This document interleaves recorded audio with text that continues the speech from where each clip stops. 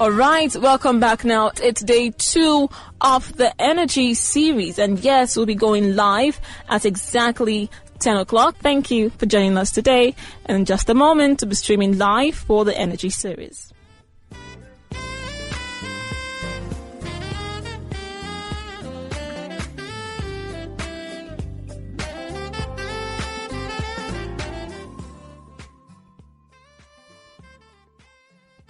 You're listening to Africa Business Radio, where you get up-to-date insights on the Africa business landscape. Log on to www.africabusinessradio.com. Your favorite shows are available on podcasts. Download them on our website and mobile app. Africa Business Radio, towards a profitable Africa. My name is Frank Aibobun. I am the publisher of Business Day. My task this morning is to offer a warm welcome at Business Day to you all for joining us promptly this morning. It has been slightly wet in Lagos. Wherever you have dialed in from Abuja or any other part of the country or from abroad, we welcome you warmly and we hope that you would have a great time today. This is the 2020 series of our Energy Digital Dialogue, coming at a very auspicious time just before the 60th independence of the Federal Republic of Nigeria.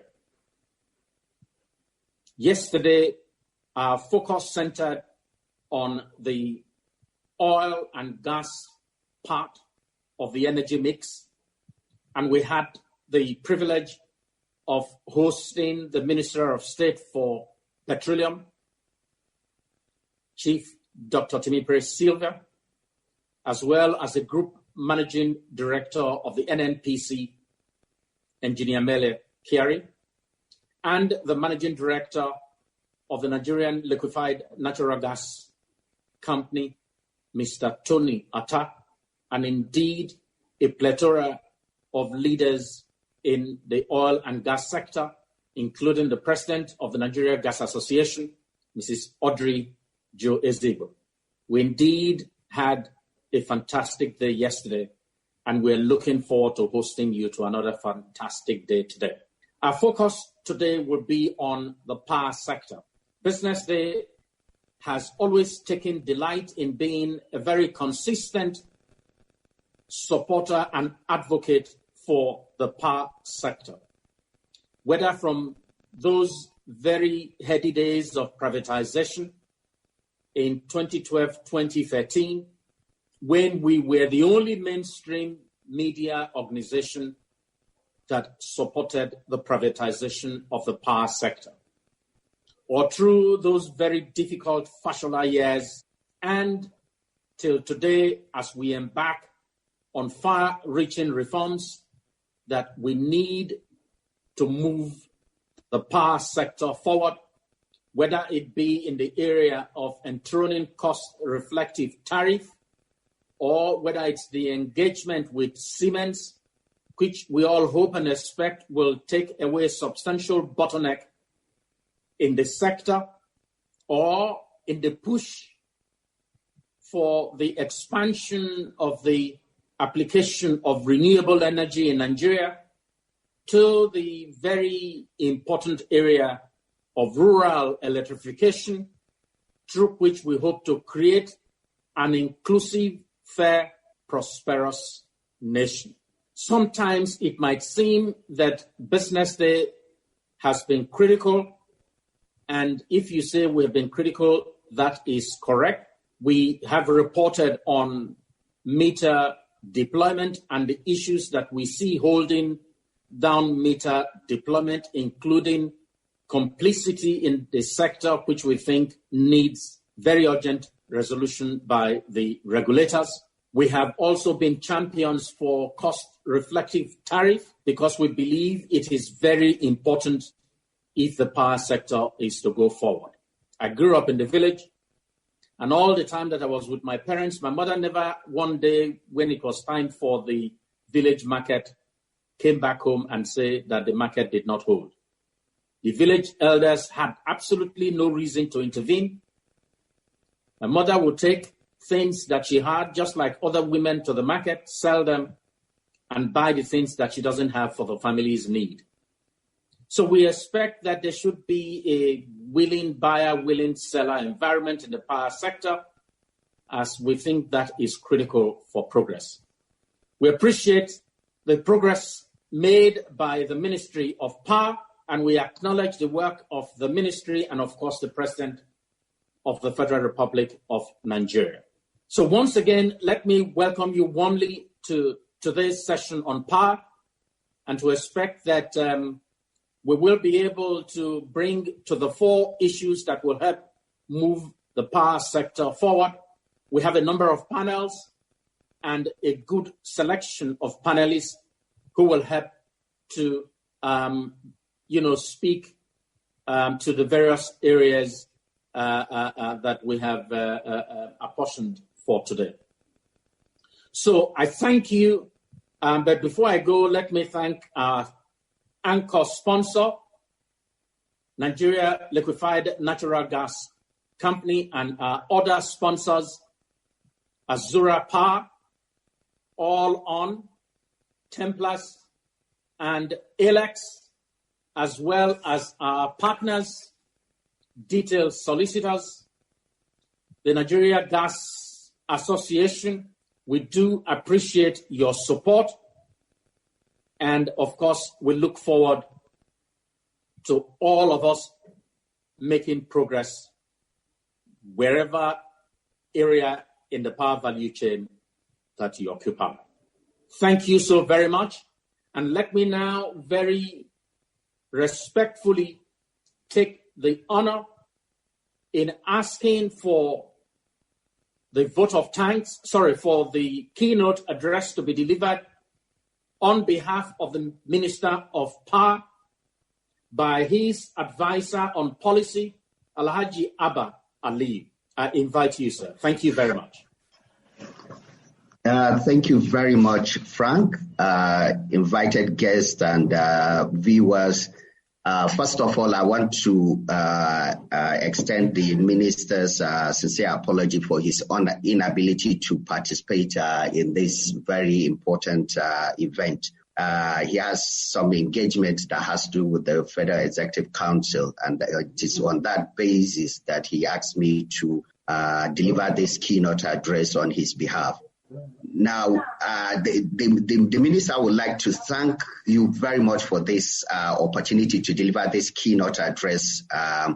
And he feels that this kind of engagement creates an enabling platform to share the progress that the power sector has made, and also at the same time also share the challenges being faced, with the view that having this kind of gathering with stakeholders, many other stakeholders can now provide their own view and solution in order to move the sector forward. So I think it's very important to stress that the Nigerian power sector is currently one of the most challenging sectors in the Nigerian economy. However, the belief is that the sector has recorded some significant achievement in the last 5 years of this administration. And the minister also feels that with the current initiatives that are being put in place within the sector, all the challenges that we are currently facing are challenges that will soon be dealt with squarely. So what the minister did is after taking an oath of office, is to look back at what are the key things that needs to be done within the sector in order to address all the various challenges. So the first thing was to first of all take a stock of what are the challenges within the sector, and the outcome of his analysis is there are various challenges which centered around contract ineffectiveness. The sector has been privatized, as Frank had stated, but in a privatized market, you expect that relationship within the sector will be contract-based.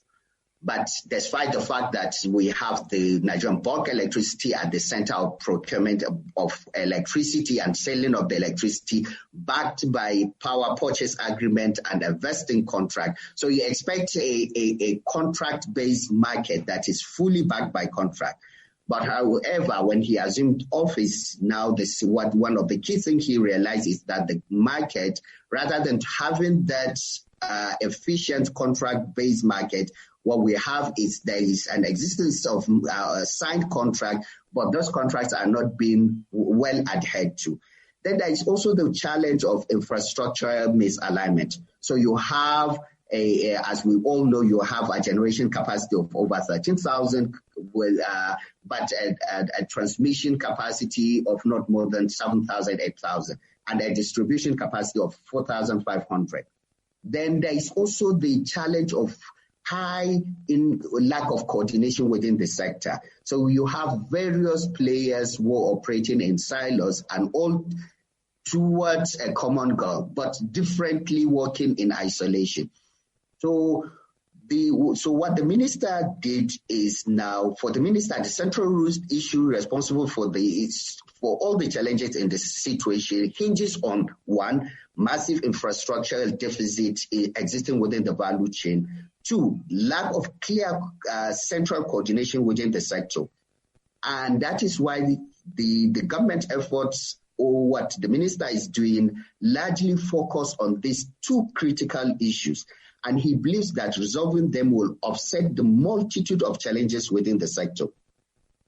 So the minister now came up with a 5-point policy roadmap focus areas. And what are these 5 points? One, he now prioritize alignment of infrastructure along the electricity value chain as a key central focus area. That is one. Two is also enhancing coordination and corporate governance within the market. Three, creating transparency and efficiency within the market so that contracts provision within the market will be adhered to and they will now be sacrosanct within the market. And three is enhancing the energy access within the electricity, within the Nigerian, in the country, all over the country. So things to do with the off-grid, things to do with provision for rural electricity access. Then lastly, it's completion of legacy projects.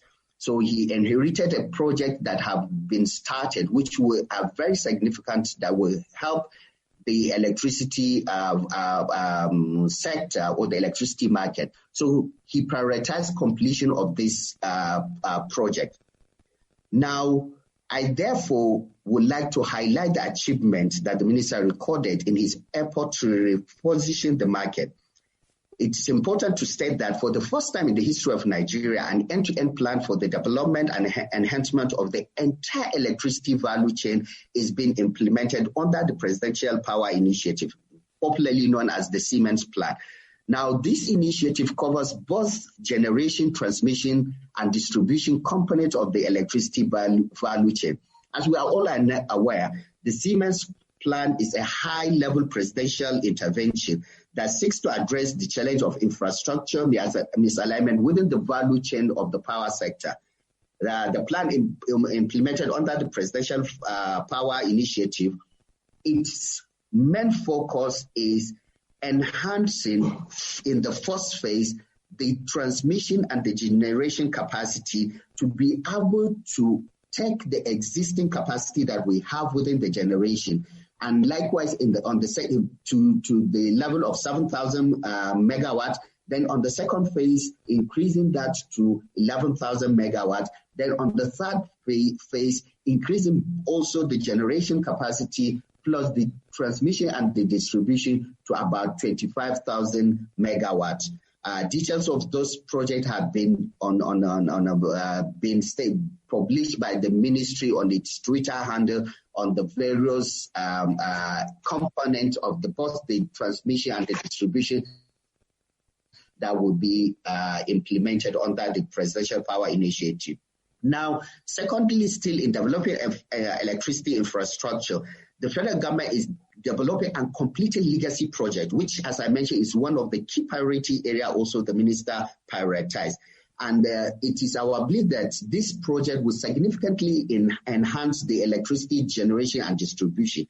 In total, the generation project we are currently working on have the capacity to increase the country's current generation capacity by at least additional 2,500. And this includes the Zungeru, which is about 7,000 megawatts, the Kashimbila 40 megawatts, the Dainkowa another megawatt, the Mambila project, which is at the early stage of development also. We are looking at having between 1,500 to 3,050 megawatt, depending on how the rescooping of the projects ends up.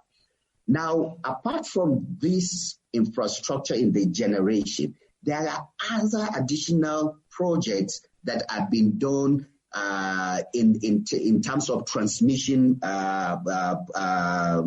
segment of the power sector. And that is the popularly known the TREP, that is Transmission Rehabilitation Expansion Program. The program, which is also a 20-year least cost program designed to rehabilitate, stabilize, and provide necessary flexibility and redundancy to expand the national grid. The scope of this project covers one, the Abuja feeding scheme, which covers the construction of 132 kV and 330 kV lines and substation in TCN, in Transmission Company of Nigeria's region within the Abuja. There is also the Nigeria Electricity Transmission Access Project, which is rehabilitation and reinforcement of substation, reconducting of lines, procurement of spare parts for the Transmission Company of Nigeria. Then we are also working within the transmission company on the reconstruction and of substation and lines along the Lagos and Ogun, which we call it the Lagos Ogun project. There's also another project which will enhance the transmission capacity called the Northern Corridor, which involves construction of 330 kV and 132 kV transmission line and substation in Shiroro, Kaduna, within the northern part of the country.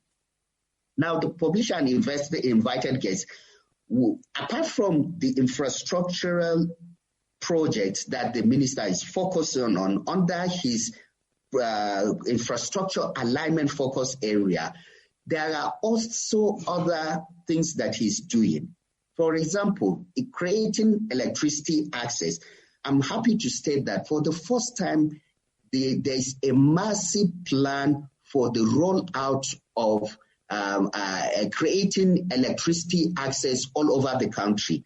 Under the recently signed Economic Sustainability Plan, there's a provision for the accelerated deployment of 5 million solar home system. And I'm happy to say that the guideline for the accessing of this fund has already been published by the Development Finance Department of Central Bank of Nigeria. This project is aimed to provide concessionary funding for the independent developers to access concessionary fund at interest between 5 to 9% for the massive rollout of solar home system and mini grids for the areas that have not been provided or that are not covered by the grid network. This is another key focus areas that also the ministry is looking at to enhance provision of electricity access. Now, in terms of the market efficiency and the market coordination, what the minister is doing is empowering the regulator to do its own work as the regulator of the power sector without any interference of the ministry. And I'm happy to say that since the coming of the minister to date, there hasn't been any interference in the affairs of the regulator. Only the ministry restricts itself within the policy provision and provides policy guidelines that will help the regulator in deployment of things. For example, Frank, in your opening address, you mentioned the issue of metering. the ministry looked at the challenges being faced by the metering in the sector. We looked at what the CAPME has been done, what the meter asset provider regulation that has been done, and we also agree that there hasn't been a lot of achievement, despite the fact that the regulation is at its early stage.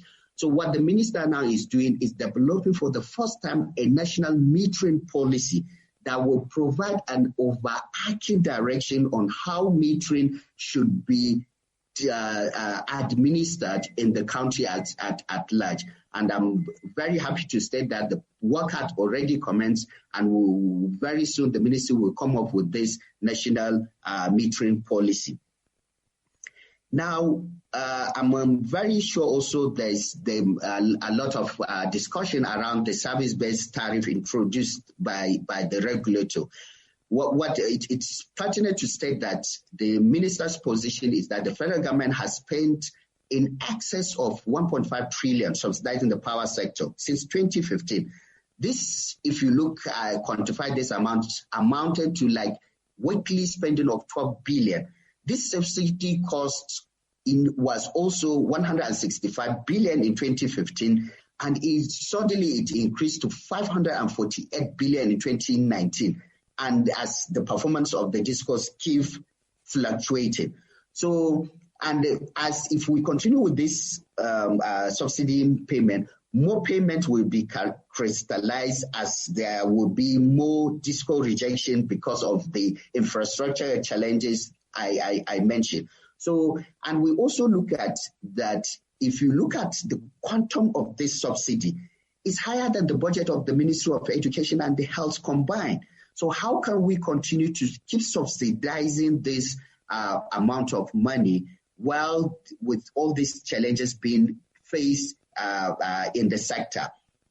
We also noted that 60% of the subsidy goes to the top 10% of the country, which means that the people enjoying the subsidy are people that are enjoying electricity or connected to the national grid. Well, based on the data available, there are about 80 million Nigerians that have no access to electricity. So what happens to these 80 million Nigerians? Beyond that, we also notice that the subsidy focus, now it's based on that the regulator had that engagement with the consumers. And the feedback that came out from that consultation based on the regulatory provision of the regulator is that the consumers are not averse to increasing electricity tariff.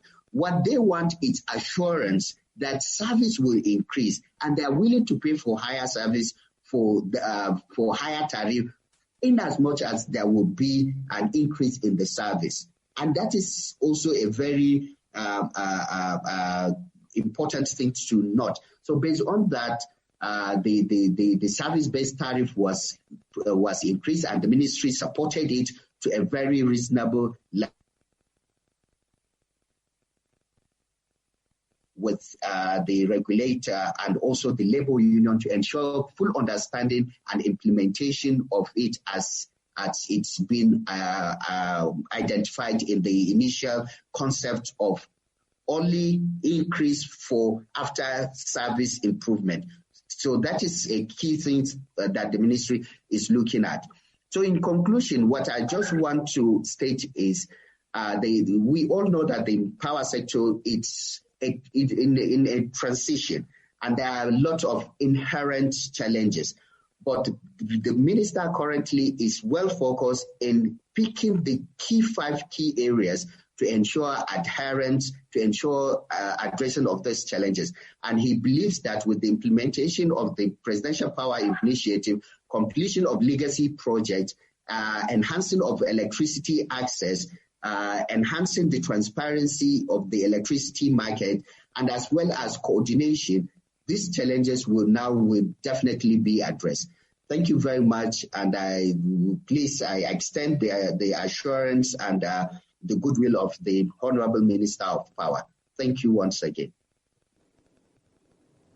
Alhaji Abba Aliyu, we are indebted to you. We appreciate the sacrifices you've made to stand in for the Minister of Power. Thank you so very much, and we wish you happy independence.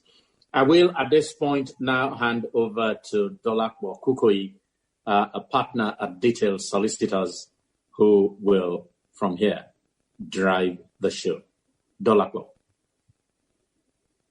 Thank you very much, Mr. Igbokun, and good morning again. Just on existing protocols. Thank you very much, Mr. Alhaji Abba Aliyu, Special Advisor to the Honorable Minister for Power. Thank you so much for taking out time, and thank you for a very concise report of the ministry on what has gone on.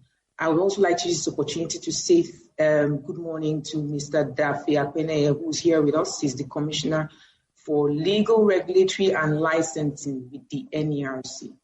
Thank you very much, Mr. Frank Igbokun, for your anchoring so far.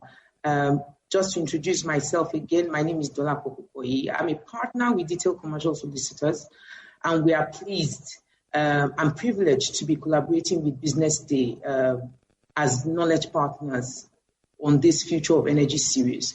You are all, ladies and gentlemen, our other distinguished panelists who are also present, and those who will be joining, you are all welcome to day 2 of the Business Day Future of Energy series, with the theme, Nigeria at 60, Harnessing Nigeria's Energy Potential for the Future. And our focus today is on the future of power. I hope, and I'm certain that you will have an interesting session, and it will be indeed thought-provoking for all of us as to how we move the sector forward. I will just be giving an overview before we go into what we call the cockpit session. And I will give you a little bit more detail about that. So just to give an overview as to what you should expect. First, to say that as a firm of solicitors, Detail Commercial Solicitors, having a very active energy practice, sees opportunities like this or platforms like this as an opportunity for us to provide thought leadership in the areas that we practice in, and it's one of our core values. So we are indeed very pleased to be part of this. And just to give you background on the theme and what you'll be expecting today. Nigeria tomorrow will be 60 years as a country. And 7 years ago, the Nigerian government undoubtedly completed largely what I would call the largest privatization of the power sector, at least in Africa, that I know of. And I may be wrong, but this is my view. Very ambitious, very, very ambitious. 15 years ago, we enacted as a country the Electric Power Sector Reform Act. That basically was the enacted law which formed the basis for the policy and all that had been planned for privatization and commercialization of our sector. And where are we today? I think that you've heard a lot from Mr. Igbokun, you've heard a lot from the minister as well. But I'll just give a few facts. Where are we? Nigeria has a population of over 200 million people. In terms of our access to power, I think that we are looking at about 56.5%. This figure is at 2018. It may not have increased of people who have access to power, and this does not mean that they have 24 hours of power. Our highest peak generation, at least as at the 28th of September this year, has been 5,420. And our lowest has been 3,375 megawatts. In terms of metering of customers, we are looking at about 6 million customers remaining unmetered out of over 10 million registered customers. Now, you know that this is not, these figures don't really tie in with the population that we have, which is over 200 million people. So your guess is as good as mine that the access to electricity is still, quite low. Other figures. As of April 2020, the distribution companies owe the MBT, the Nigeria Bulk Electricity Trader, at least 173 billion naira. And as in debts, as to debts to the financing sector, as of 2019, the exposure of Nigerian banks was about $1.7 billion, accounting for 1/5 of non-performing loans. I think the minister has talked about the different interventions to the sector. We're looking at about 1.5 trillion so far. But not to be all doom and gloom, there's been a lot that's been happening in the sector. And some interesting updates are some of the things we will talk about in terms of, what's happening in the off-grid space and the commercial and industrial space, in the mini-grid space. There's been a lot of interest and attention in that space, and we'll talk about that today. There have also been recent developments by the NERC to bridge some of the gaps, and we'll be talking about that in our cockpit session shortly. So just using these facts as a background to the conversations today, we will not be talking about the rules. We will not be going into why we have these challenges, because I think we all know. So the session will be centered about moving forward. And I think that one thing is clear for us as a nation. It's increasingly imperative and paramount that we must urgently increase access to electricity. We must urgently increase reliability and stability of the power supply in Nigeria. So it's going to be a solution-oriented session. I hope it will be thought-provoking for all of us who are stakeholders in the sector, and for people we are all stakeholders, including those of us who pay for power, those of us who are customers as well.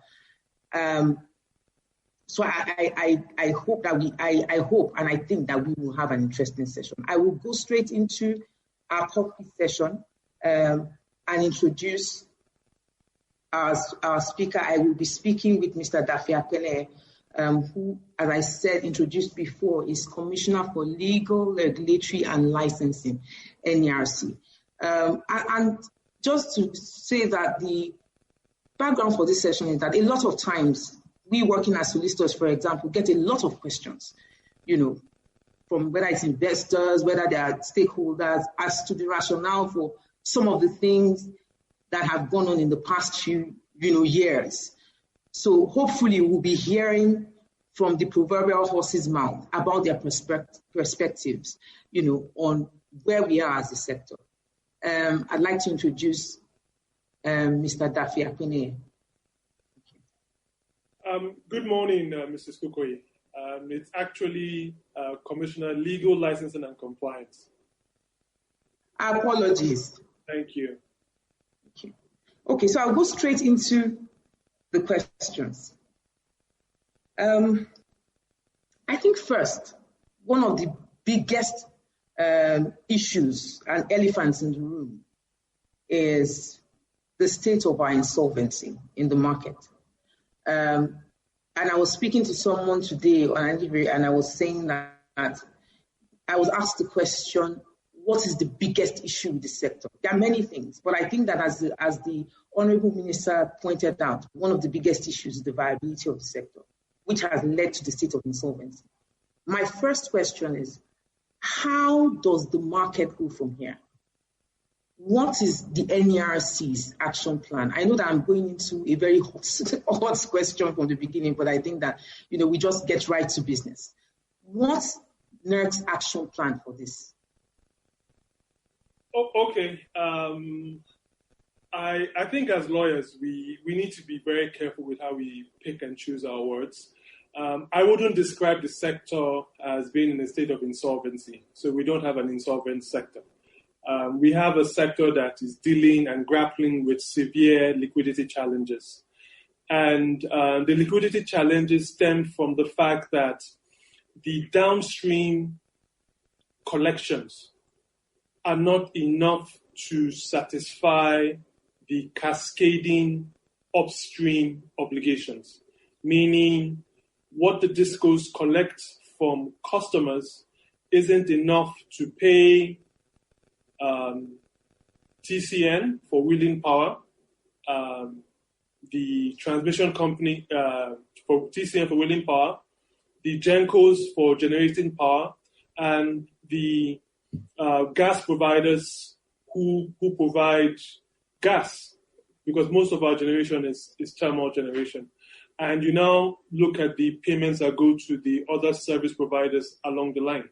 Now, why do we have this liquidity challenge with the mismatch in downstream obligations, downstream commitments, collections matching upstream obligations?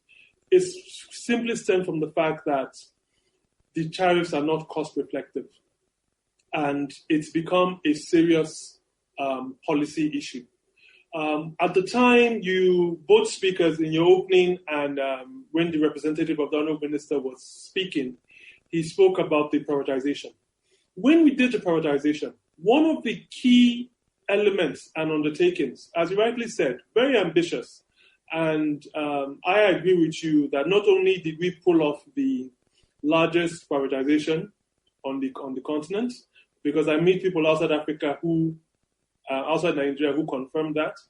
We also pulled out, I also think we have the largest power market in Africa, because when you look at the size of our population being 210 million people and growing, and this current state of our infrastructure, I don't think any other country in Africa has the demand to grow their power sector like Nigeria. So a key element in the performance agreements that the investors who bought the distribution segment was that government would pay its bills and also allow the discos to charge a cost-reflective tariff. So a cost-reflective tariff is one that enables a utility that operates efficiently to have a return on investment and meet its obligations upstream.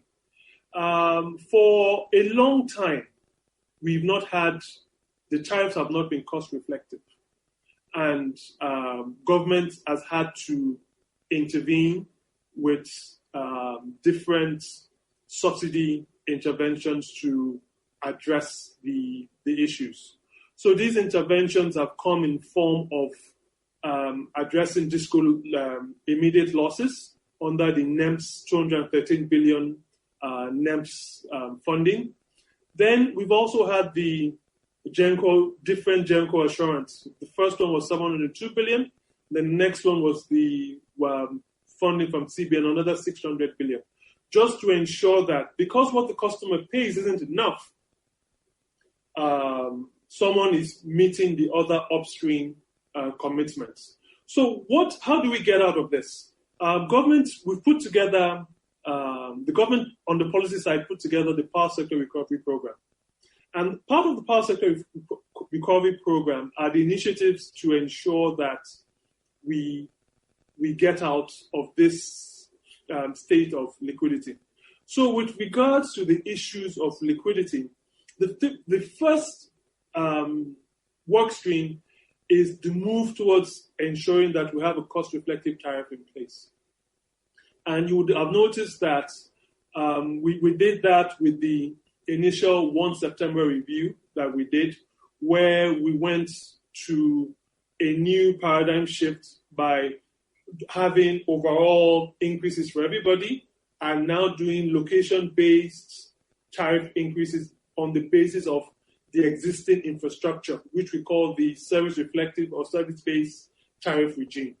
Under that service-based tariff regime, it takes into cognizance your current supply now. Like you said in your opening, there are different parts of Nigeria whereby people aren't connected to the grid at all, and you also have some parts where customers are currently enjoying almost 24-hour supply. So those are two ends of the spectrum. So to do that, what we used to do, what would an ordinary rate review in the past would have meant blanket rate reviews for all customers across board. Nigerians that endured this, the last reviews were done in 2015, effective 2016, and up till then, tariff reviews in Nigeria were things that were accepted by Nigerians. But customers didn't see the commensurate improvement in service. So when we went round on this round of stakeholder consultations, customers told us unequivocally that we do not have a problem paying for service, but we will no longer pay for darkness, and we will no longer pay for blind promises.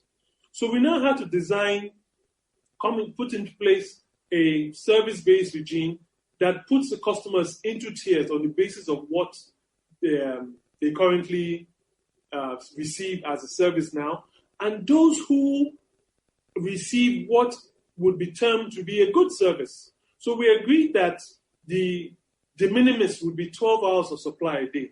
So any customer who receives less than 12 hours of supply in the Federal Republic of Nigeria would not suffer a rate increase. But customers from 12 hours and above, on the basis of the service that you enjoy, right, the tariffs would go up. And this, but for this, what's the other leg? It means that, one, the DISCOs need to guarantee the appropriate hours of supply to customers in these service bands. So customers in service band A, DISCOs are guaranteed a minimum of 20 hours of supply a day. Customers in service band B, DISCOs are guaranteed a minimum of 16 hours of supply a day. Customers in service band C, DISCOs are guaranteed a minimum of 12 hours of supply a day. So those are the 3 bands that we have in place. Actually, there are 5 bands, but it's only bands A to C that would suffer a rate review. What this now does is the DISCOs have now prepared their performance improvement plan. That says that, okay, this is how we intend to improve the network in Nigeria. And when the DISCO improves, is able to guarantee a certain level of supply to customers in a certain area, they now move to the commensurate service band and start to pay the tariff for that supply. However, as a customer protection measure, if the DISCO is unable to provide that guaranteed hours of supply in customers in band A to C, a review is now done. And we now look at, okay, you promised these customers, you promised them minimum of 20 hours a day over a month, but you've only been able to deliver 12 hours or 16 hours. It actually means that these customers have been inappropriately banded. So the customers, as a redress mechanism, will now move to the appropriate band for the service that the DISCO is providing. So what this now does is it's meant to start increasing liquidity for the DISCOs so that they can carry out the needed investments in the networks, and also start increasing the cash flow that comes in. So there's meant to be a gradual phasing for these tariff increases. And the only way the sector can improve is to attract investments. So the 2 legs to the investment for attracting investments downstream would be, first thing you would look at would be DISCOs. The tariffs the DISCOs are charging their customers. Then the second leg would now be, because of what has happened over the past 7 years of privatization, the DISCOs now have, the books are in the red, whereby they are carrying significant tariff shortfalls in the books.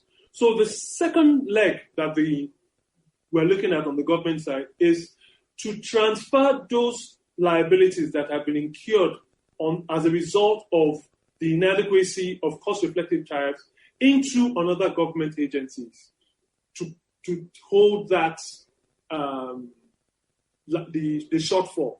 So it now clears all the DISCOs books, puts everybody back into the black as we now move towards having cost-reflective tariffs. So what this now does is you will now start to see on your end, being the private sector side, is there will be significant interest for investments in the power sector, because the encumbrances that had previously prevented these investments from coming into place, being that the tariffs are not cost reflective and the DISCOs books are encumbered, would no longer exist. So those are the gradual mechanisms that we're using to clear out, to address the liquidity problem in the sector. Thank you very much, Mr. Pene. I think you've gone quite over and above the question and even gone into our other questions. Thank you so much. I think this gives a good start as to what NERC's intentions are. Now, my second question, I mean, you've clearly explained, like a lot of us understand, why we need to have service-reflective tariffs. So how do we reconcile this recent suspension of tariff for 14 days? And we hear that there's an order out by NERC on this. How do we reconcile this? What's the rationale? Okay, so let me start.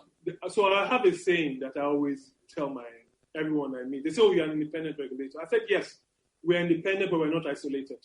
So what NERC does, right? We need to bear in mind the further far-reaching consequences on the economy. And the law requires that we have stakeholder consultations before reaching any decision.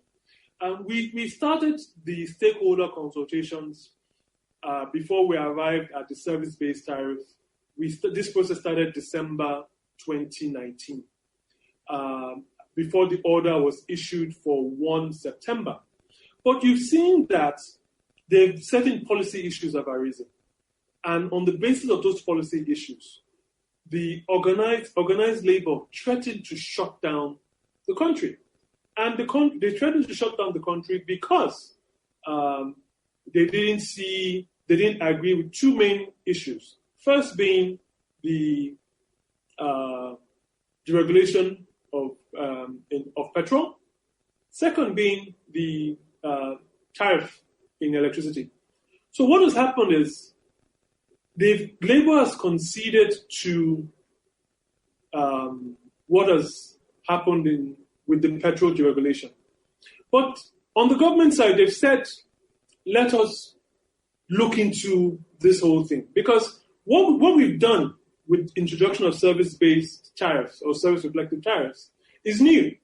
And many people don't understand it. And it's the first time it's been done in Nigeria. And I don't know any other jurisdiction in Africa that has done this, because most jurisdictions would usually have one rate increases for everybody. I think Egypt just did the same thing yesterday. So they said, let us engage further and have further discussions to discuss, right? And as a gesture of good faith, they said, whilst we're discussing, can we, because to show that, okay, yes, we really want to solve this problem. Labour says, we want to understand it, but as a gesture of good faith, can you suspend this? Then we took that Section 33 of the Act says that the Commission is, as an independent regulator, receives policy directions from the Minister. And we are only bound to comply with those policy directions where they are in compliance with the Act itself and the Constitution of the Federal Republic of Nigeria. Looking at the overarching public interest issues that have arisen, whereby even the President himself was represented by the SGF, the Minister of Power was at those meetings, and we're trying to solve a problem. And we saw that as a valid policy direction. The decision taken by government is a valid policy direction. And we issued the order to suspend the review for 14 days with effect from 28 October until 11 October to enable the federal government team and organized labor continue with their negotiations over this, because there are always policy interactions on the rates that consumers pay. So that's the background to the order that was issued on the 14-day suspension of the order. Thank you, Mr. Pene. I think a few questions that come to mind with that is, how is this practicable? How is this practicable for a DISCO? Would they minus, okay, so from today, they won't bill what they should have billed. In your bill, they will then give you what it was as at August. I'm just wondering on the practicalities, but I'll leave you to answer that. And one more question. Understand, and it's kind of related. On the service reflected tariffs, how does the NERC plan to regulate service? Is this going to be something in which a customer would have to say, no, I'm not paying, and protest and send the letter, and then you have a dispute resolution process? Or is this one in which there will be some kind of technology to do this, so that each disco sends a bill to say that this month you have, are we going to ensure that they will say this month you have received from this day to this day 21 hours of power, and then you as a customer can dispute it? Okay, I think you've asked two questions, right? I got the second question. Could you repeat the first question? So the first question is really the practicality of this suspension. Okay. How will it work? Okay. The disco. Okay, good. So let me come back to what I said. So for every decision that we make as a government for customers not to pay a cost-reflective tariff, what the tariff is, it creates a liability, and that liability has to be settled by someone. So the practice for the past 5 years since we've had the shortfall has been government has written the check for what the shortfalls have been, meaning that regardless of what you do downstream, it's not changing the price of gas. It's not changing the PPA commitments of the GenCos. It's not changing the winning cost of power. So once you reduce that downstream, somebody has to cover the whole, whatever liability is created from that shortfall. And government has taken that responsibility as a public policy issue in the interest of Nigerians. So that is a further discussion that will be had over this 2-week window. The second question you asked was the operability of the service-based tariff regime.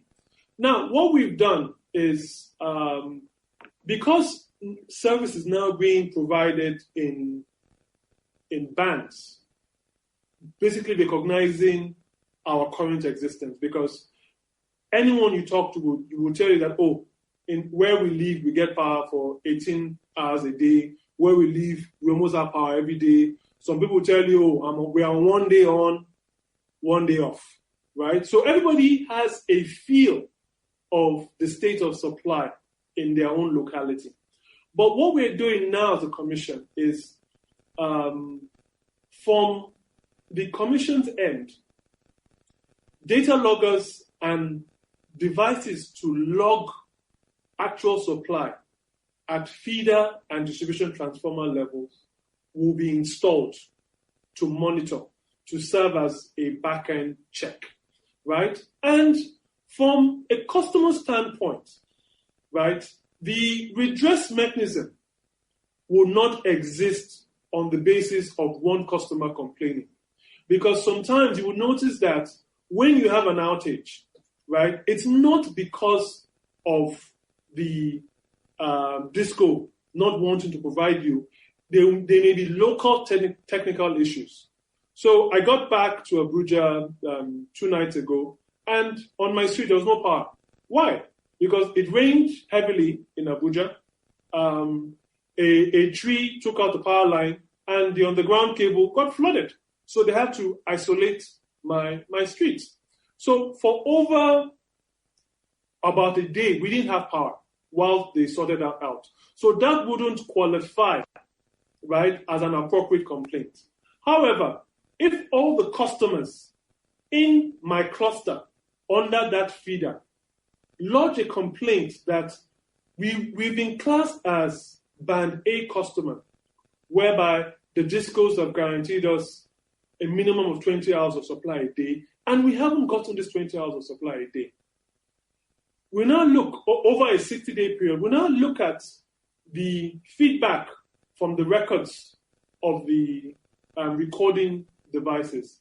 And on that basis, the commission would reach a decision, right? If it is proved that, yes, these customers haven't gotten the minimum daily supply, guaranteed daily supply, they now get moved to the tariff band that is commensurate with the supply that they've been getting. So that's the way it's going to work over the lifeline of this. Thank you very much, Mr. Akpene. I'm seeing that we do not have much time, but I want to ask you one more question and we move straight to the audience to get their questions. Franchising guidelines. One of the issues I think that you rightly mentioned is the fact that capital expenditure is required to be able to provide the service that is required by the discos. Now, we know that there are constraints currently on the capital expenditure requirements for the discos and them able to access that financing. And it's the reason why we then have the franchising guidelines.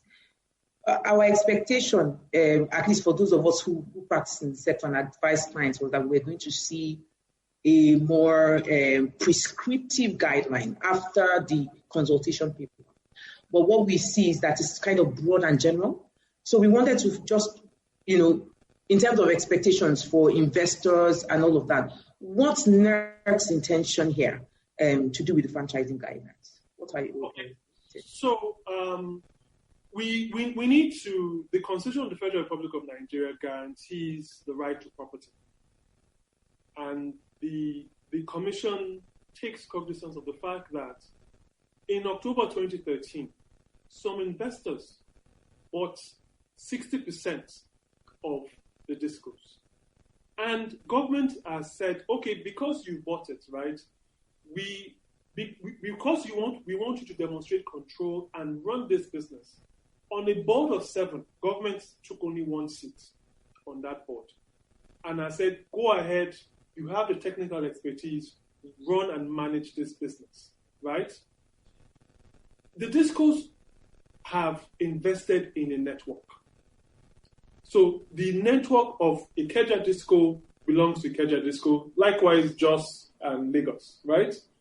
As a commission, we cannot, use a prescriptive measure to start to cut out people's property, right? What we will do is, first of all, the license terms and conditions are there. Any disco that fails to meet the terms of the license stands the risk of losing that license, right? But because we've recognized that Nigeria is a very large and complex country, and there are certain restrictions in the license terms and conditions, we are now saying that where certain conditions have now been satisfied and put in place, discos can now get other people to come in and partner with them on their own terms on how to carry out certain aspects of the distribution business. But in the eyes of the commission, no matter what the disco does, the disco is seen to be the person that is responsible for that network. So it's like with any franchise, right? You go to a Chick-fil-A or a McDonald's, right? That's been franchised out, but the customer sees McDonald's, right? So with in the eyes of the commission, we will always see the licensee that we have licensed, but we appreciate the fact that there may be certain people who can come in to support that licensee with collections, certain people who can come in to support the licensee with embedded generation, or other activities that relate to that distribution business. So to be on terms agreed between the licensee and the franchisee, but the licensee, being the disco, remains responsible and accountable for the terms and conditions in its license for what it has undertaken to do in the distribution subsector. Thank you very much, Mr. Akpene. Just a few more. I think we're almost out of time, but I'm going to ask you one more question. There's been in the press an ongoing work around the amendment of the Electric Power Sector Reform Act. What are your views? Obviously, you are a key stakeholder and you are a custodian of that act in many ways. What is your view? Is this the right time, given that we're 15 years post? Yes. So in answering that, I would say two things. First of all, I'll look at the act itself and also the interplay in the regulatory space from the judiciary. The Electric Power Sector Reform Act is an excellent piece of legislation when you look at privatization. So we basically adopted the UK model that was developed by Margaret Thatcher for power sector privatization, which states that you unbundle, you create a regulator, and you privatize. The EPSRA does that excellently well, right? That has been no qualms with that. But the issues of regulating a sector and the regulatory powers you need from a day-to-day perspective to pretend over a sector end to end, EPSRA didn't provide for that adequately. If you look at the fining provisions in the Act, there are three major infractions. The first being a breach of the terms and conditions of a license, which attracts a penalty of 10,000 naira per day.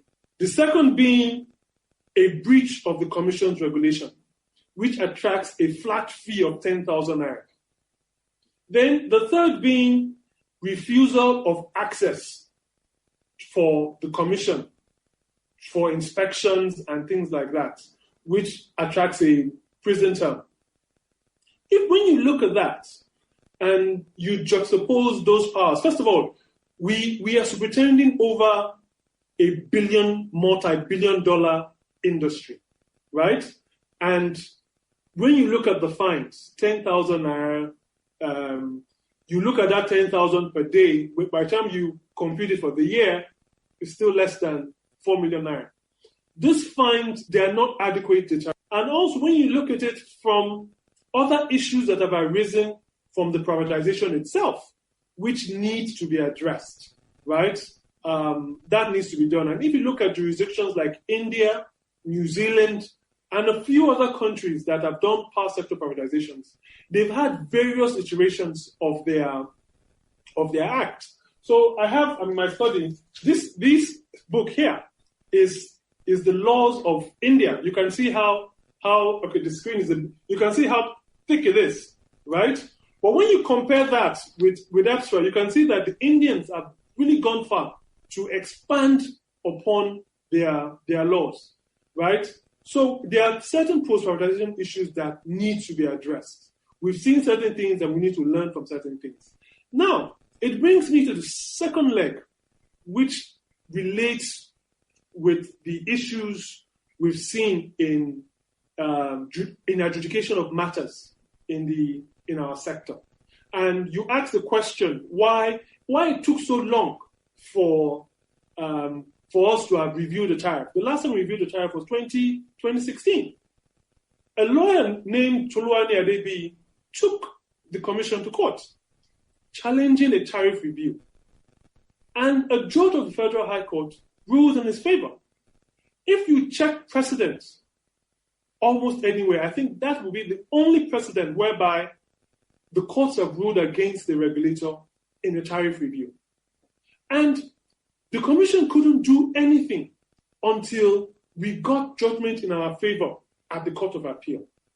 But in that window, until we got that judgment, because of that singular act, that because of the judgment of a court on a tariff review, that cost Nigeria over 1.7 trillion naira. So there is a need for a closer interaction with the judiciary that on certain issues that need to be institutionalized. The first issue that needs to be institutionalized is the doctrine of local remedies. You see this very well in the university cases, but you don't see it with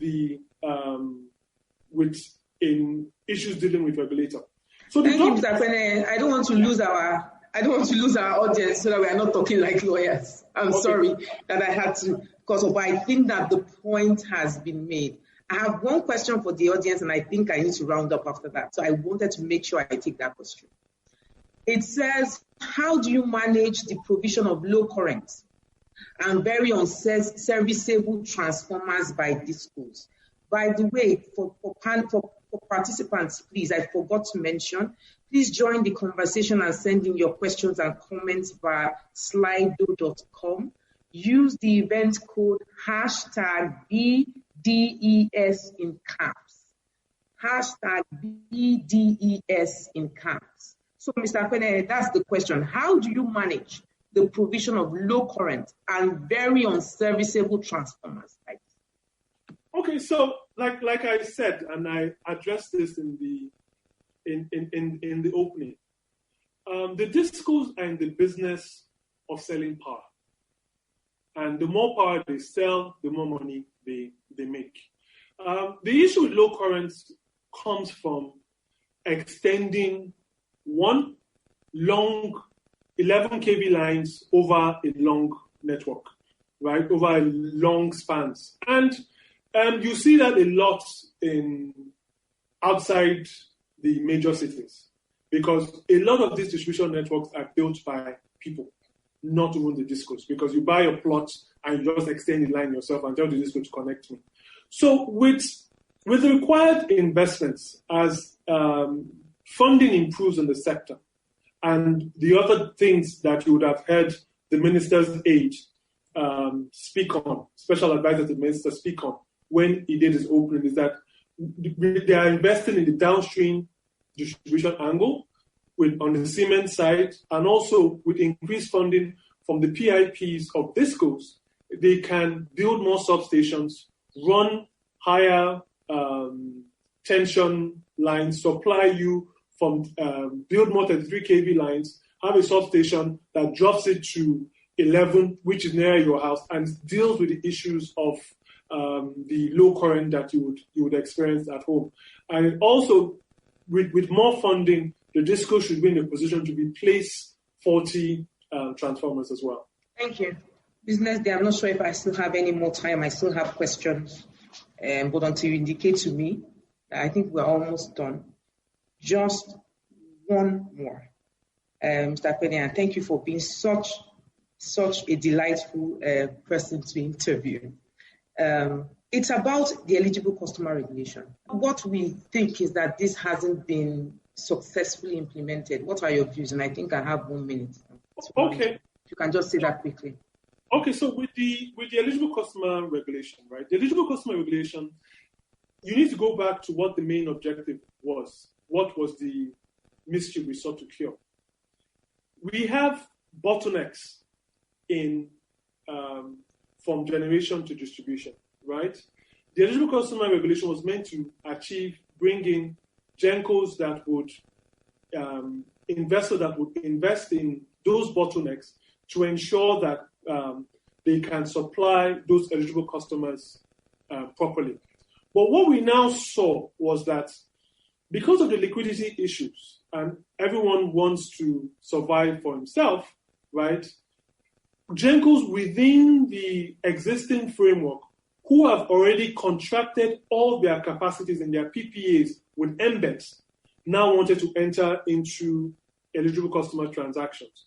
Now, you can't be paid twice for the same product, right? So GENCOs need to go and renegotiate those PPAs with MBEDs to free up the capacity that they want to sell to eligible customers. So those are one of the major constraints. So it's basically being compliant with the regulatory framework to get this started. But applicants that have complied with it, it's been done. So the project in Edo State was approved by the commission, because that was a greenfield generation, not on the grid, feeding segmented parts. So that was approved. But you can't have contracted the entire 500 megawatts of your plant to MBEDs and now want to contract with an eligible customer, you need to go and renegotiate with MBET to ensure that those things are sorted out. So those were the feeding issues with the eligible customer regulation. Thank you so much, Mr. Dafekwene. Thank you for answering our questions, even though we put you on the hot seat. Thank you so much. They've been really helpful. We are really grateful for your time. And please enjoy the rest of your day if you choose to still stay with us through the session. Ladies and gentlemen, we will have 1 minute break and then go into the panel sessions. Thank you.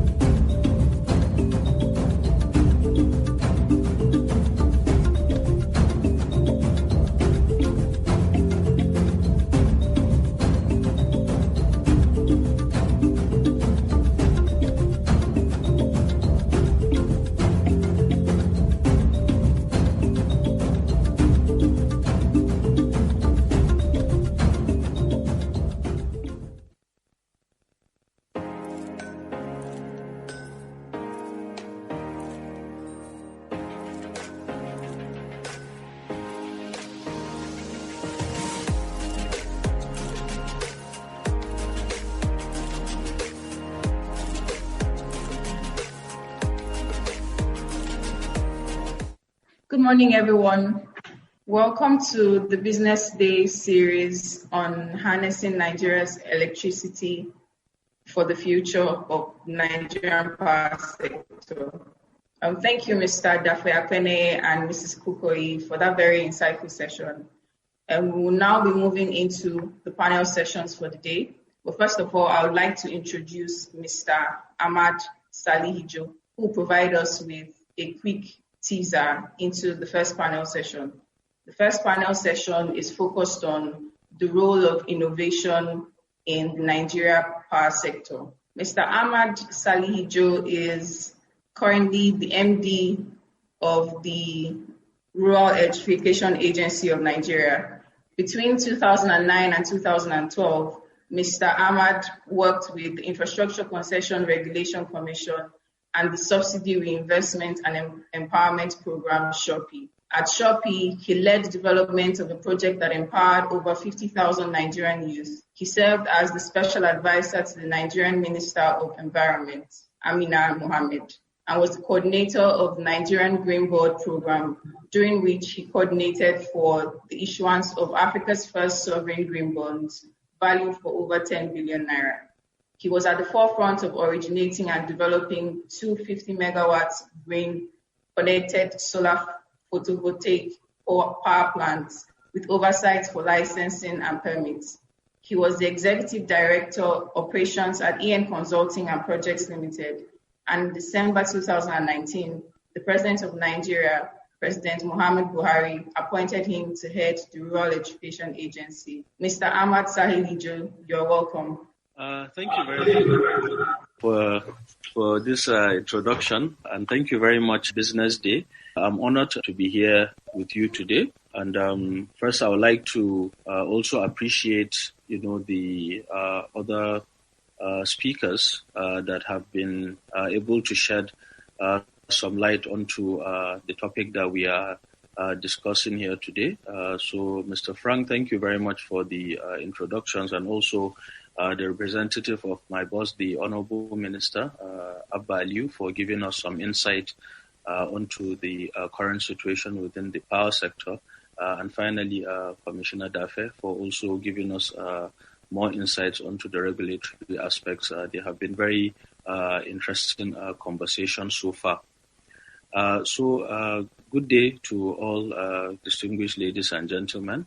I'm very pleased, as I mentioned earlier, today to share my thoughts on this particular theme, which is a sector that I'm very passionate about, and I've continued to spend better of my time within this sector, as we mentioned within the last few years. So in Nigeria, as other speakers have alluded to, we have a historical energy problem.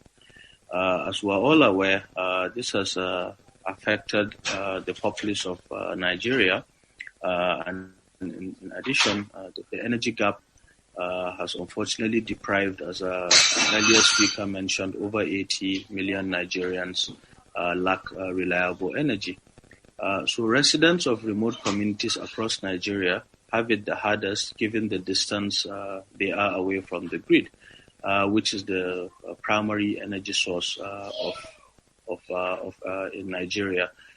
So as the essay to the minister mentioned, this particular area has been suffering in the last few years, but of course there have been continuous efforts to ensure that power reaches the underserved and unserved.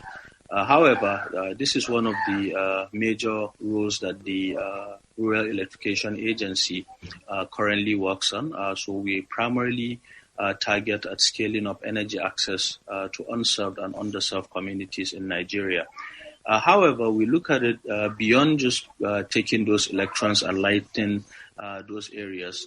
The deployment of off-grid solutions to these areas play also a critical role in reviving and rejuvenating the local economy. So we are more interested, of course, in taking the power, but how is that power being productively used at that particular level where we impact the lives of the rural dwellers?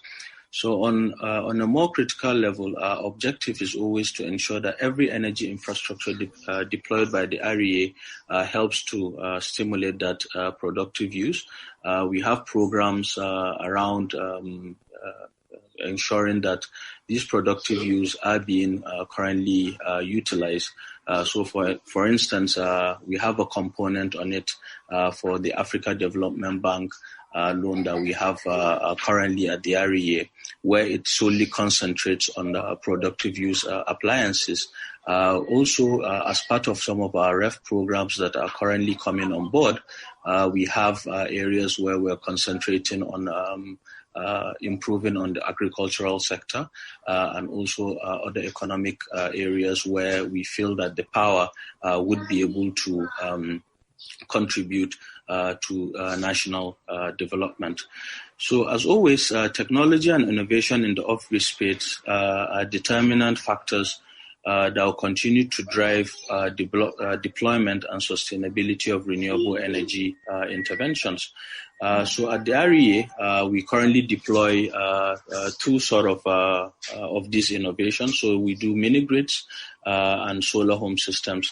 As the essay to the Honorable Minister mentioned earlier, as part of the economic sustainability plan, there is a plan to roll out 5 million solar home systems across the country. So, which means the market is fairly open, and we are encouraging local manufacturing and local assembly. And that particular program, as the SA mentioned, has actually gotten approval at the CBN. So we look to continue to engage with private sector to ensure that government is able to reach those particular targets to meet up with the over 80 million Nigerians that currently do not have power. So in addition to that, we also have mini grids deployed to energize communities that are far away from the grid, just so that we do understand that there is a particular cost to extending the grid beyond a certain length. So we encourage mini grids in areas where they are able to be deployed with 200 or 300 households, and with that as well, there are programs that we run for performance-based grants in the World Bank, where we encourage private sector developers to come in, deploy this infrastructure, implement and run it for about 3 months, and they are due or they are given subsidies so that they are able to have those kind of programs where, we are partnering with private sector, and we are now able to close that gap, which of course, as you'd appreciate, government wouldn't be able to cover the gap alone. So these are programs that we put in place just to ensure that the private sector is actually coming in to adequately cover for these gaps that we have in energy supply. So we are currently also designing an innovative and startup program under the Rural Electrification Fund, which is supposed to adequately stimulate innovation and innovation solutions within this sector. So beyond technology and innovation, of course, sustainability remains key. So while these novel renewable energy technologies are safe and reliable, they must always be deployed in a sustainably mechanism where we ensure that projects that we put in place continue to live or outlive ourselves, and then be able to move on beyond the 60 years that we are celebrating today. So in addition to that, with the innovation, as I touched on earlier, we look to bring in new ideas into the space and also encourage new players to come in, just so that in line with the executive order of the Mr. President, at least we're encouraging more local content. So I think this is a space that private sector developers should look out for as we roll out that particular program under the Renewable Energy Fund. So for sustainability, a program that we have that we currently do across board is the Renewable Electricity Users Corporation Society. With this, it's a sort of structured mechanism where community members play a key role in securing where community members play critical roles in securing the deployment of systems, enlightening community members, ensuring payment of bills, and henceforth. So what we have in this space is that we're trying to encourage communities in partnership, of course, with Discos as well, to see how they can continue to own this space. So this is something that at the moment we are currently developing at the REA, and this cuts across projects around the capital projects that we implement on behalf of the federal government, and also we look to deploy this for some of the ref mini-grids that we have been able to bring on board. So with homegrown data-driven innovations as well, we're able to ensure the best for Nigeria and Nigerians. Data plays a very key role in the work that we do. So what you find is that if you are not able to target, these innovations and these technologies to areas where they are actually viable, what you find is that the private sector would struggle to make it a good business. So I can see that my time is up. So ultimately, we continue to encourage knowledge-driven engagements such as this while developing programs and initiatives and implementing government policies targeted at strengthening our renewable energy sector. So thank you very much. I think I hope I've been able to address it in the time that I was given. So once again, thank you for having me, and I'm available if there are any questions to answer. Thank you very much, Mr. Salihijo. We hope to take this conversation even further during the panel session. Before we go into the panel session, I would just like to remind everyone to please join the conversation, sending your comments, your questions to slido.com using the hashtag BDES. You can also join the conversation on Twitter and our other social media platforms using the hashtag BDES. I would now like to introduce the moderator for the first panel session. Our moderator for the first panel session is Adobe Oniwinde. Adobe is currently the Policy and Partnership Manager at All On. This is a role that she has had since February 2020. Prior to that, she was an external relations executive at Shell International in the Netherlands. She was responsible for reputation management, developing and managing communications, strategies, and stakeholder engagements that address the impact of Shell's petroleum operations in Nigeria. Adobe has worked in corporate communications throughout a 20-plus year career, beginning as an intern at the Clinton White House, where as press office intern, she contributed to speeches for the then First Lady, Hillary Clinton, a role that required a West Wing office and a full U.S. Secret Service clearance. She also previously served as an internal communications consultant at the World Bank. A journalist by training, Adobe is a closet writer who hopes to publish books someday. Adobe Oniwinde, you're welcome. Hi, so I'm joining my mobile phone. So thank you. My name again is Adobe Oniwinde. A very warm welcome from Lagos to the distinguished panel and to our virtual audience. Before we kick things off, I'd like to run through very quickly how we've agreed this discussion will run. We have 5 panelists who will give approximately 7-minute presentations each. Then we'll spend about 15 minutes doing Q's and A's. A note on Q's and A, I noticed that we've already mentioned that they will not be taken verbally. Your mics are muted. We will be doing this again because the way we live now, conference attendance is quite different at www.slido.com. And the code again to send questions via chat is #BDES. That's Bravo Delta Echo Sienna. Do feel free to type in your questions during the presentations while paying attention, of course. So without much ado, let's kick off.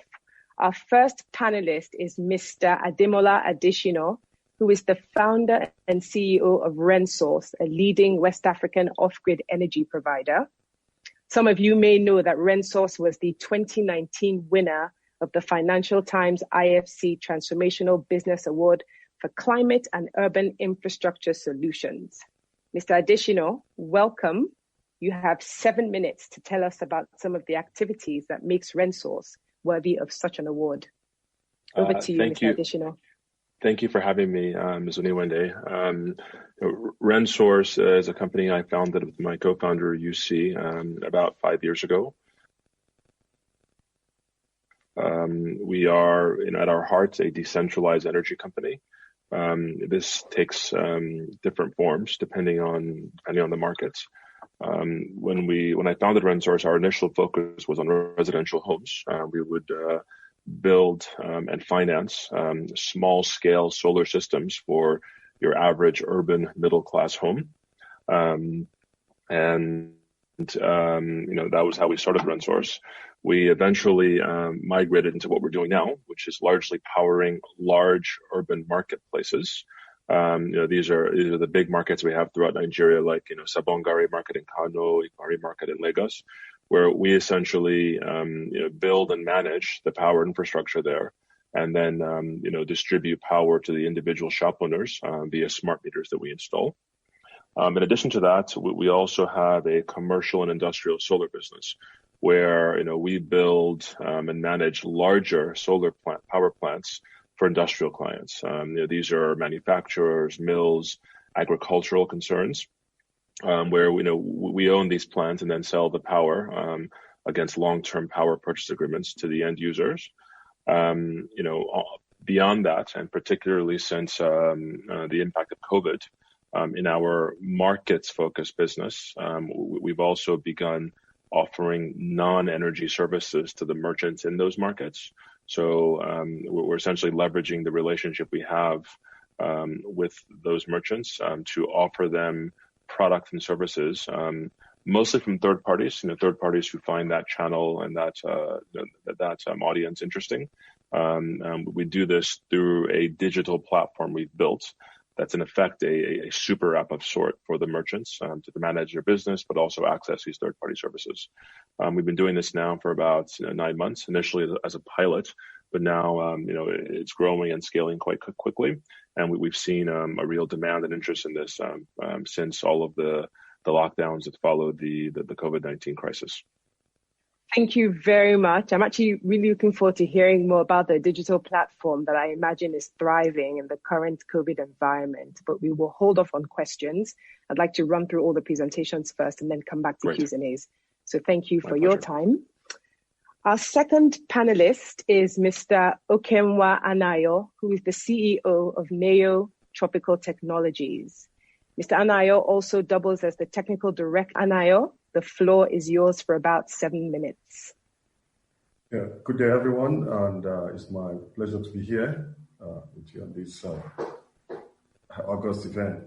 Okenwa Anayo is the CEO of Neo Tropical Technologies Limited, a company founded over 20 years ago. We've grown from a garage company to a regional player in renewable energy system integration across the West African sub-region. Over the years, we've installed quite a lot of renewable energy systems ranging from solar, wind, hydro, in different locations and applications, ranging from private homes, hospitals, schools, military, and captive power. In the past 10 years, there have been a shift, and this interest in rural electrification using solar. So that gave birth to mini grids, solar mini grids. We found this as an opportunity that we could leverage on our years of experience in system integration and our network to explore the mini grid space. And we built our first mini grid 10 years ago. And fast forward today, we've got about 35 mini grids built across. Some are built as build, operate, and transfer for other third parties. And we own about 4 of these mini grids with about 2,400 connections. Currently, we are building 12 new microgrids under the NEP World Bank area projects, result-based grants. This we expect by the end of first quarter 2021, which will have about 18,000 new connections on these rural locations. We also see opportunity in the C&I and interconnected mini grid. So that's why we invested a lot of time and the resources doing some pilots and some pilot projects to pull some information about the business viability and the technical, potentials of, doing interconnected mini grids, which is a new space. That resulted in our new project that was launched a few months ago at Mokoloki in Ogun State. That's the first interconnected microgrid here in Nigeria. A lot of data coming out of that project is also encouraging. It's giving us the pointer, and we're also sharing with other investors or players who are interested in going into interconnected mini grids. For us, technology and innovation has been a key driver in what we do. We found out that power, or be it renewable or whichever energy you'll be looking at, you should see it from a bigger picture, which is not just about generating power. We'll be looking at how do you use this power? What source of is the source sustainable? Is it resilient? When it comes to upstream turbulence, let's say political instability, environmental issues. So you have to look at power in a holistic nature, where you see that's where innovation and technology plays a very important role. We've heard from the regulators, we've heard from the government representatives, we're from various contributors to today's event. You hear a lot of problems, but when you see it from the technology and innovation angle, you see more of opportunities than the problems. So my take on this is that at 60, Nigeria is still a very, very, very viable space for energy development, looking forward in another 10 to 20 years down the line. If we have the right political will to drive home various policies and strategies the government has put in place. If you mirror a country like Egypt, who have similar demography, though a lower population of about 80 to 100 million, they've tried this over the 10 years. If you look up what they've been able to achieve within the past 10 years, they have similar demography and similar problems and potentials like we have in Nigeria. They've been able to triple, if not quadruple, their outputs and performance in the past 10 years with the same macroeconomic and similar macroeconomic situation like us in Nigeria. So I feel technology, policy, right policy, will always attract the right investors and the right outputs. So we still have a good opportunity because the potentials are still there and it will continue to be there until we apply the right tools we need, then we'll turn it into real outcomes. Thank you so much for having me today. Thank you very much, Mr. Anayo. Absolutely. Technology, policy, innovation, all these must work in a holistic manner to drive power. Before we continue, I'd like to just remind all our panelists to please turn on your video when you are speaking. Thank you. Our third panelist is Ms. Omosede Imohe. She is the GM Corporate Finance and Corporate Development at the Abuja Electricity Distribution Company. She's responsible for the company's long-term financial strategy and project development activities. Ms. Imohe, welcome. You have about 7 minutes to give us an overview of AEDC's innovative approach to increasing access to power. Over to you. Thank you. Good morning, everybody. Good morning, Ms. Onirode. Thank you to Business Day for organizing this timely series, energy series, and for inviting me to contribute and provide an overview on AEDC's current innovation in the sector. So I'll spend the next few minutes providing a brief overview of our innovative approach to increasing universal access to power supply. So as we all know, the Nigerian electricity supply industry has evolved significantly and recorded some performance improvements since privatization in 2013. However, there's still significant challenges. The sector still faces severe liquidity and operational challenges, driven by inadequate tariffs and infrastructure constraints. Electrification has been limited to date by significant power deficits in Nigeria, including an overall lack of generation capacity, as well as heavy transmission and distribution losses. So at present, it is estimated that 73 million people in Nigeria still lack access to grid electricity. Now, as a DISCO, we decided to take leadership to foster collaboration with developers through innovative business models in order to augment grid supply with distributed energy resources with a long-term view to scaling this up. Now, as AEDC, we developed a program called DESA. The program DESA was developed as part of a wider integrated distribution framework, which basically aligns our performance improvement plans, which is essentially our core business of providing grid supply to customers within our franchise area. It aligns our core business with distributed energy solutions in order to provide electricity in unserved and underserved areas so that we can more effectively meet our electricity supply and access mandate in a more cost-effective way. Now, the integrated distribution framework provides a coordinated approach to providing electricity through a combination of grid and distributed energy resources. So I want to talk a bit about the integrated distribution framework, because I don't know how familiar people are with this framework. So the integrated distribution framework is essentially a framework that addresses certain requirements necessary to achieve universal electrification for all.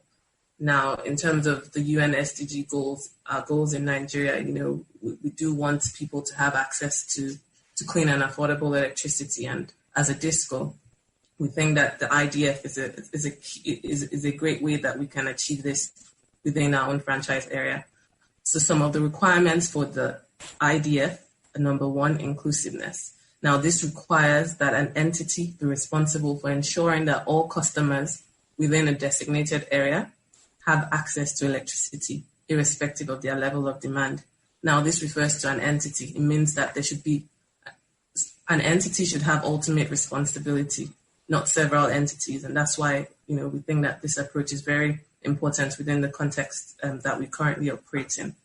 The next requirement is permanence. This also ensures that access to electricity must be guaranteed and requires that an institution with a long-term vision be responsible for implementing the IDF.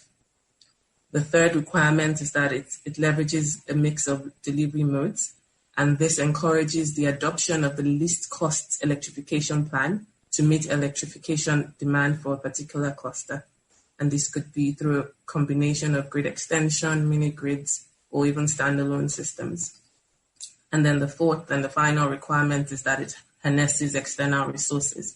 Now, these external resources could be external capital, advanced technologies, and management expertise. So the way our approach basically takes into account these four requirements. We recognize that there are developers that are, deploying innovative solutions, and we welcome it as a DISCO.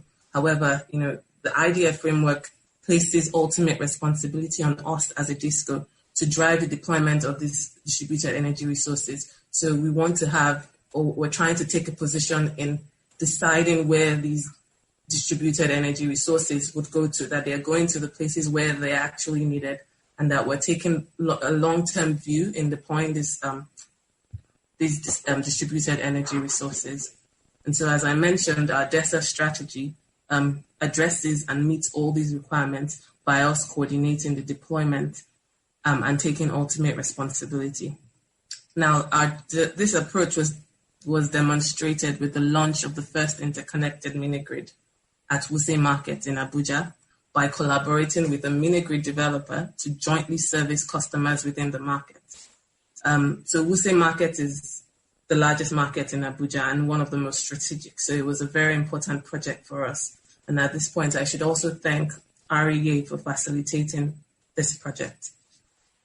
So through the Wuse Market project, some shops now benefit from reliable power supply through a combination of grid supply from AEDC and supply from solar mini grids deployed by GVE, the developer in this project.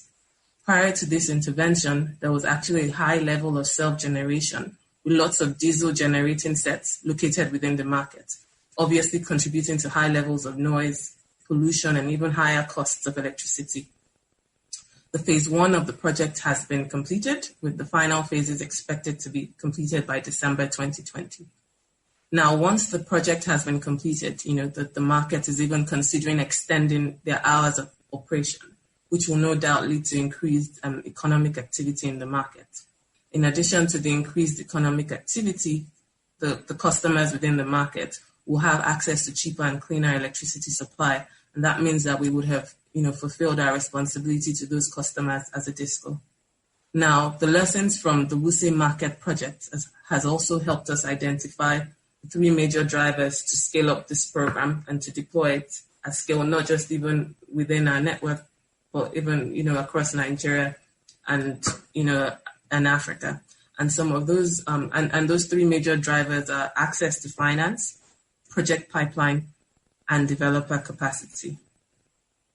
Our primary objective with our DESA project, our DESA initiative, is to develop innovative business models that would drive adoption and integration in a utility's overall investment program, improvements in service, and new connections. It is also important to note that this innovation would not have been possible without NERC's proactiveness in issuing the mini-grid regulation and the recently released franchise guidelines. However, there's still some room for improvement. We are also working with USTDA and GIZ as development partners for this project as we continue to explore suitable business models for implementing the program. We hope that DESA can provide a workable model for other utilities to leverage emerging technologies and external resources to improve access to electricity. Thank you.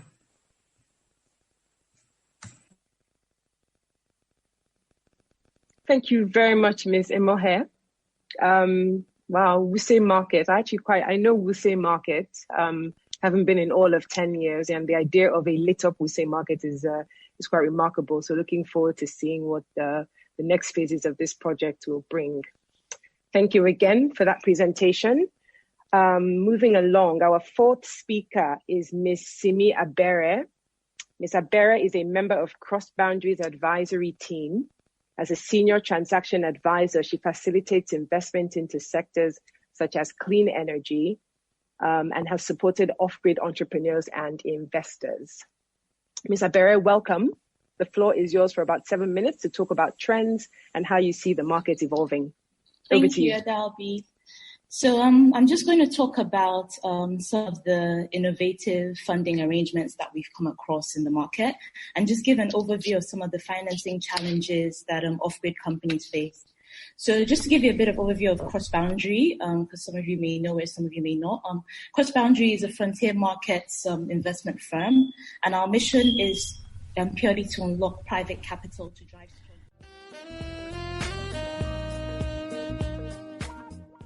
And that was a live stream of the Energy Series brought to you by Business Day Media Limited. We will be resuming our regular programming.